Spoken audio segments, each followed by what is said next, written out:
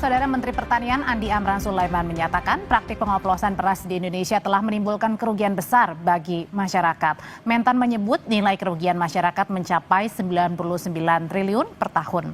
Dalam rapat kerja bersama Komisi 4 DPR, Amran menyebut ada dua jenis kerugian dalam kasus beras oplosan. Yang pertama adalah kerugian negara terkait dengan program stabilisasi pasokan dan harga pangan atau SPHP. Menurutnya sebagian besar beras yang seharusnya dijual murah justru dialihkan ke pasar sebagai beras premium.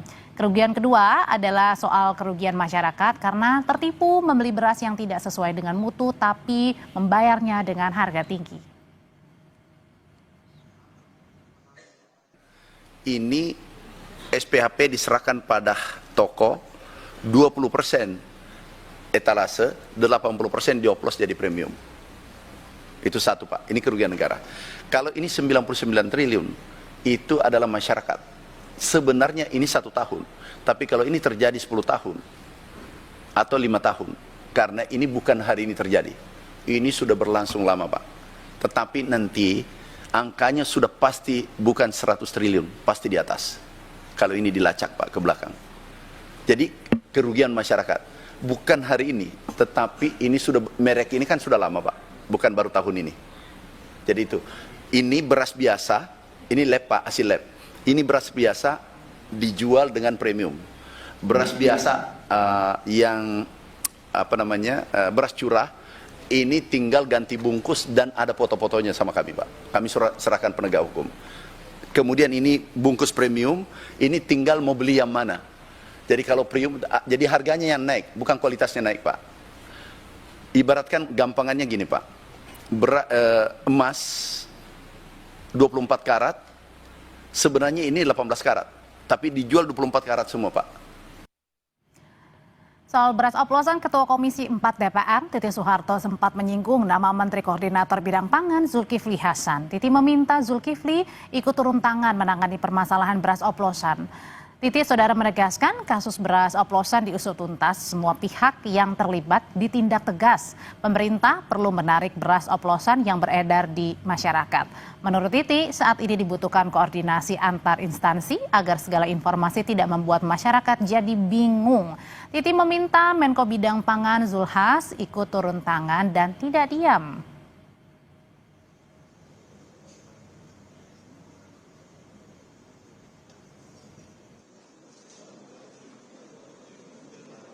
Serahkan ke kementerian itu kan ada Menko-nya ya, tolong Menko-nya tuh juga turun tangan, jangan diam-diam aja supaya ini dikoordinasikan gitu ya, jangan sedikit-sedikit heboh ini heboh itu gitu ya, ini rakyat jadi bingung gitu.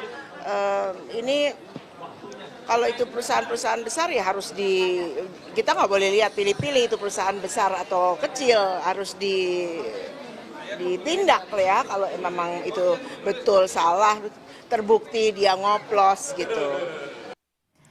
Saudara Menteri Pertanian Andi Amran Sulaiman menyebut kasus beras premium oplosan merugikan masyarakat 99 triliun rupiah per tahun. Jadi jika praktik ini telah berlangsung lama lebih dari 1 tahun, berarti artinya kerugiannya bisa lebih besar. Bagaimana penanganan atau penindakan terhadap kasus beras oplosan dan bagaimana juga menjamin praktik ini tidak terulang lagi? Kita bahas bersama Kepala Badan Pangan Nasional Arief Prasetyo Adi. Selamat malam Pak Arief. Selamat malam, Assalamualaikum. Waalaikumsalam, dan hadir juga Ketua Badan Perlindungan Konsumen Nasional Mufti Mubarok. Selamat malam Pak Mufti. Selamat malam. Iya, saya mau ke Pak Arief dulu. Pak Arief, jadi sejauh ini sebenarnya bagaimana sih penanganan kasus beras oplosan? Kata Pak Menteri bilang ini bisa merugikan negara 99 T per tahunnya. Tapi kalau terjadinya bertahun-tahun ini bisa kerugiannya banyak sekali. Ya, saya bicara ke depan bahwa apa yang disampaikan oleh Pak Menteri Pertanian, kemudian Kasatgas Pangan, Brigjen Heldovi, ini memang untuk perbaikan kita ke depan. Jadi untuk imbangan yang kurang atau spek yang tidak memenuhi seperti apa yang disampaikan dalam packaging, itu juga menjadi pembenahan kita bersama. Demikian, Mbak. Tapi kalau untuk spek yang tidak sesuai, misalnya tadi ya beras premium, kemudian bukan beras premium yang jual, tapi harganya setara dengan beras premium. Lalu kemudian juga tadi timbangannya tidak sesuai. Nah, jadi ini siapa nih yang kemudian menjadi pelakunya? Apakah para pedagang atau justru ada kartel di balik ini? Enggak lah, kita secara sederhana mulai dari 2 minggu lalu sudah mengingatkan Pak Menteri Pertanian, Satgas Pangan sudah menyampaikan bahwa untuk perusahaan-perusahaan penggilingan padi saudara-saudara kita ini ya supaya bisa memperbaiki karena itu mutlak ya. Misalnya beras premium di situ harus ada kadar air 14%, kemudian broken atau pecahan maksimum 15%. Itu memang harus di-deliver begitu ya. Jadi masing-masing perusahaan ini saya juga pasti yakin mereka juga punya QA, punya quality assurance, punya quality control ya untuk menjaga brand mereka masing-masing. Adapun dalam misalnya pelaksanaannya harus diperbaiki secara tegas kalau kurang timbangan atau brokernya melebihi dari apa yang disampaikan, maksudnya dalam packaging ya itu memang harus diperbaiki. Demikian. Diperbaiki atau ditindak tegas nih seharusnya, Pak? Loh, kalau barangnya harus diperbaiki, kalau sudah diberi kesempatan kemudian tidak mengindahkan ya harus ditindak. Oke, Pak Mufti, ini sebenarnya lebih kemana tadi? Ini kan bukannya merusak masyarakat, trustnya, kemudian juga ini merusak masuk dalam kategori ini kah pelanggaran untuk perlindungan konsumen? Ya, saya kira secara produk ketika oplosan ini tentu ini penipuan kan gitu karena memang tidak sesuai dengan spek yang dijanjikan ketika masyarakat bertransaksi. Maka BPKN tentu berharap bahwa konsumen cerdas dalam konteks untuk membeli barang terutama beras palsu, beras oplosan ini memang harus dimulai dari ketika di pasar retail kan gitu. Misalnya ketika kita membeli di supermarket, misalnya masyarakat harus kritis kan gitu. Pertama dalam supermarket itu tentu harus ada timbangannya kan gitu supaya kita bisa mengetahui kuantitas. Yang kedua kualitasnya tentu harus kita pertanyakan apakah kemudian dalam konteks kualitas dari beras itu tentu bisa dilihat secara kasat mata. Dan ini kan seringkali packagingnya tertutup dan kemudian tidak kelihatan dan kemudian sumir-sumir begitu sehingga ketika konsumen membeli maka sulit sekali untuk membedakan apakah ini premium, apakah ini yang biasa kan gitu. Sehingga kerugian tentu sangat besar dan harapan kami tentu kepada pelaku usaha segera tobat karena memang ini menjadi sesuatu yang sangat-sangat membahayakan bagi konsumen karena ketika beras oplosan atau beras yang biasa ini kan kualitasnya sudah kita ketahui bahwa sangat jelek kan gitu dan ini berbahaya untuk kesehatan tentunya. Dan padahal yang kita beli harganya ini harusnya mendapatkan beras premium gitu ya Pak ya? Ya betul, beras premium kan sudah ada HIT-nya di Bappenas kan gitu. Tentu kita hormati dan tampaknya harga-harga tadi saya ngecek di pasar masih stabil kan gitu artinya. Tetapi kualitas yang hari ini saya cek tadi juga melihat bahwa masih banyak ini kita saksikan di pusat-pusat hipermarket atau supermarket modern ini yang melihat bahwa kualitas dari barang itu cukup berbeda sehingga ini berapa tahun praktek ini dan tentu kita melihat bagaimana kemudian mohon maaf mafia beras ini terus melakukan penipuan-penipuan terhadap konsumen dan saya kira kerugian konsumen sangat besar. Maka itu tadi pertama ketika konsumen beli barang tentu harus dicek benar kalau memang ketimbangannya dan kualitasnya tidak sesuai kembalikan saat itu kan gitu. Apabila perlu kalau ada temuan-temuan yang menarik kita lakukan class action bersama konsumen. Tapi gini, efek jerah bagi pelaku usaha ini jelas kan itu. Oke, gini Pak Mufti dan juga Pak Arief, ketika saya misalnya sebagai ibu rumah tangga pada saat membeli di supermarket kan kita percaya ya dengan yang dijual di supermarket pasti kemudian ya udah sesuai dengan tagline-nya gitu, beras premium dengan harga sekian gitu Pak Arief dan juga Pak Mufti. Ini berarti ini permainannya seperti apa dan sebagai konsumen pun kan kita tidak mungkin kan atau tidak sadar awalnya mengecek karena sudah percaya apalagi ada brand-brand terkenal begitu. Sebenarnya kan banyak pilihan, jadi konsumen bisa memilih banyak merek, banyak brand dan kemudian juga yang penting itu klik, yaitu kemasan harus dicek apakah label itu sesuai dan dari mana dia kemudian diproduksi dan kedaluarsakah, kemudian tampak fisiknya dan kemudian informasinya harus jelas kan gitu, labelnya juga harus jelas dan yang terakhir ya tentu kedaluarsa K itu kan gitu. Jadi harapan kita dengan klik tadi masyarakat harus paham bagaimana membeli barang yang sesuai dengan yang dia kehendaki gitu. Kalau premium tentu kualitasnya harus baik dan ini tentu harus kita lihat dalam konteks di pasar kan gitu. Kalau kita nggak seperti itu, kita akan ketipu terus kan gitu. Dan kalau misalnya kita nggak membeli barang-barang itu kan tentu mereka akan reject dan sebagainya, ya akan kembali kepada produsen juga akan Pak Arief, rugi dan sebagainya. Kita cari pembelajaran seperti itu. Oke, Pak Arief, ini bentuk pengawasannya seperti apa sih kalau ada mafia beras? Kenapa tidak ditindak saja dari awal begitu? Sehingga terkesan jangan-jangan nih ada pembiaran, ada yang sengaja mempermainkan supaya akhirnya pada saat seperti ini baru ketahuan. Jadi setiap produk yang di-pack seperti beras kemasan 5 kilo, 10 kilo, itu pemerintah punya namanya PSAT, registrasi produk segar asal tumbuhan gitu ya. Itu supaya beras itu juga traceable ya, dari mana, kemudian siapa vendornya dan lain-lain.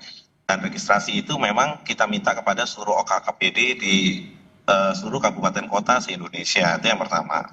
Yang kedua, pada saat penggiling padi atau teman-teman pengusaha padi, penggilingan padi untuk menjadi beras ini mempersiapkan brand, tentunya juga di situ ada uji lab, ya, kemudian timbangan dan lain-lain sebelum mereka melaunch suatu brand.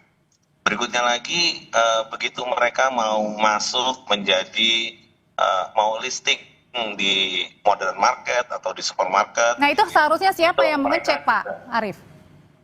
Ya. Setiap tahapan itu seharusnya siapa yang mengecek? Bappenas? Semua. Oh, temuan, oke. Semua. Jadi Badan Pangan punya namanya OKKPD ya, di setiap pemerintah kabupaten kota itu. Kalau pemerintah pusat Badan Pangan Nasional, kalau di daerah ada Dinas Urusan Pangan. Nah, teman-teman di daerah itu juga mencek ya. Artinya pada saat brand itu mau launch itu sudah ada misalnya brand tertentu, kemudian isinya berasnya beras panjang atau beras bulat atau aromatic rice atau apa, itu sudah ada di situ. Ya, kemudian filter berikutnya pada saat ingin berjualan di modern market biasanya itu juga dicek juga sama ya. Nah, kalau sampai di dalamnya itu beratnya apa? Oke. Ya. Kalau sudah cek tadi setiap tahapannya, lalu kemudian pada saat rame-rame seperti ini, beras yang dijual bukan beras premium tapi harganya premium? Ya kan sudah ada mekanismenya. Ini Satgas Pangan, jadi sesuai dengan tupoksi dan kita semua, Satgas Pangan kan sekarang sedang bekerja. Ya, artinya pembuktiannya kan di laboratorium bahwa beras ini apakah premium, apakah medium, kemudian beratnya berapa juga. Timbangan itu kalau di supermarket atau di pabrik itu juga kan harus ditera. Ada aturannya minimum 1 tahun 1 kali ya. Juga sudah ada aturannya di metrologi. Jadi semua ini kan tentunya harus dijalankan sesuai dengan apa yang sudah dibuat aturannya. Oke, kalau gitu Pak Mufti, selain kerugian material, kerugian apa lagi yang dihadapi? Kalau waktu kemarin kan kita menghadapi oplosan ya, dari yang Pertamax kemudian juga dioplos begitu, itu adalah terjadi kerusakan pada mobil begitu. Nah, kalau ini makan atau mengonsumsi beras yang premium tapi ternyata bukan, apa dampaknya selain kerugian material, Pak Mufti? Yang secara material tentu dari sisi harga kan gitu, dari sisi kemudian transaksi yang memang akan harapan kita ke premium, ternyata ini tidak premium kan gitu. Yang kedua, kesehatan ini cukup banyak dari imaterial, artinya bahwa banyak penyakit-penyakit yang saya kira juga timbul dari efek dari makanan dari beras ini ketika dia konsumsi kan gitu, karena kita saksikan bahwa ketika tidak sesuai dengan standar, maka tentu banyak efek-efek turunan dari kesehatan kan gitu. Misalnya banyak disinyalir bahwa kemudian timbul efek-efek untuk diabetes, kemudian untuk turunan-turunan anak-anak dan sebagainya. Jadi secara imaterial tentu banyak sekali efek dari situ, dan ini tentu kita nanti coba dengan komunitas konsumen cerdas untuk bisa bicara dalam konteks bagaimana kita melakukan pembelaan terhadap produk-produk seperti ini. Jadi di hilirnya tentu kita bicarakan, di hulunya tentu banyaknya satgas, banyaknya kementerian yang pangan ini banyak sekali untuk apa fungsinya gitu, kalau tidak bisa ngawasi hulunya. Baik, kami sudah tangkap pesannya. Terima kasih Pak Mufti. Pak Arief, terima kasih, selamat malam. Selamat malam. Saudara, upaya Jokowi melaporkan para penuding ijazah palsu dinilai sebagai bentuk kriminalisasi. Selengkapnya kita bahas.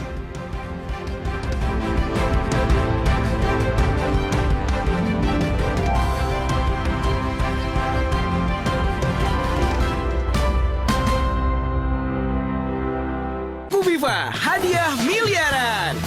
Cek tutup botol.